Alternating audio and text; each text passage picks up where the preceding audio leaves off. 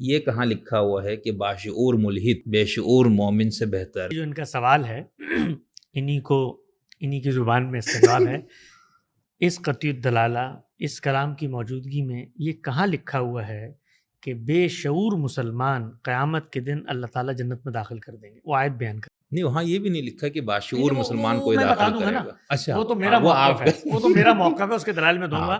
پہلے تو ذرا مجھے یہ بتائیں کہ جس چیز پر اعتراض ہو رہا ہے ذرا اس کی بنا استدلال تو قرآن سے لے کر آئیں۔ نہیں، اس میں ان الذین آمنوا وعملوا الصالحات، ٹھیک ہے، من آمن باللہ والیوم الآخر، تین چیزوں پر ایمان، اس کے بعد عمل صالح کرے وہ جنت میں جائے۔ ایمان کیا ہوتا ایمان بتایا ہوا نا، من آمن باللہ وملائکتہ، ہے؟ ایمان کیا ہوتا بتا رہا ہوں۔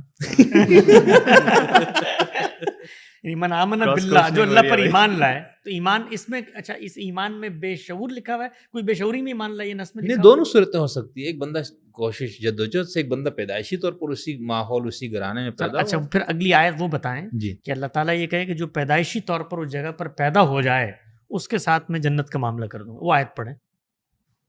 چغری صاحب کافی دنوں سے بمباری کر رہے تھے، تو آج کچھ ہمیں بھی ذرا فائر کرنے کا موقع ملا۔ نہیں، ہم تو کئی وقت وہ آیت پڑھیں جس میں اللہ تعالیٰ نے یہ بتایا ہو کہ آپ بے شعوری میں کسی گھر میں پیدا ہو گئے مسلمان، بس آپ کا فیصلہ نہیں، اللہ نے کہ اس پہ ہم بھی آپ کو مشورہ دیں گے جو آپ نے حماس کو دیا تھا، غلیل سے حملہ نہ کرے گا آگے۔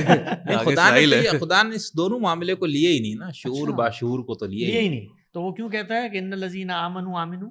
ہاں، کیوں کیا؟ کہتا ہے؟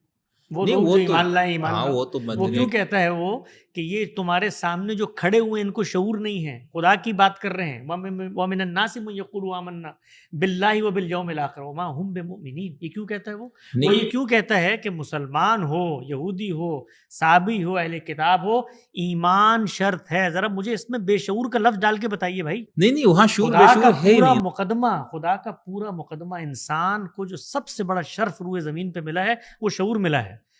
اللہ تعالیٰ کا اسکیم کیا ہے زمین پر؟ وہ اسکیم یہ ہے کہ بھائی مجھے تم نے وَلَقَدْ جِئْتُمُونَا فُرَادَا، ہر کوئی اکیلا اکیلا۔ مجھے جس وقت مسلمانوں نے ملحد سے گفتگو کرنے کے بعد، ظاہری بات ہے بے شعوری میں جب آپ ایمان لاتے ہیں تو آپ کی خواہشات اور تمناؤں پہ بڑی آنچ آتی ہے کہ یار ہم تو جنت کے پروانے لے کر ہم بانٹ رہے ہوتے تھے آگے، انہوں نے تو ہماری جنت پر سوال اٹھا دیا۔ تو میں نے تو جو بات کی میں حیران پریشان رہ گیا کہ دنیا میں کیا اس بات پر بھی قرآن کی روشنی میں اعتراض ہو سکتا ہے کہ قرآن تو اس کی نفی میں کھڑا ہوا ہے کہ تم اپنی وابستگی کی بنیاد پر جنت کے استحقاق کا سوال ہی نہیں۔ یہود کیا کہتے تھے؟ وہ تو ایک یہودی الگ ہو کیس جاؤ، ہے حسن صاحب، وہ الگ مسئلہ ہے۔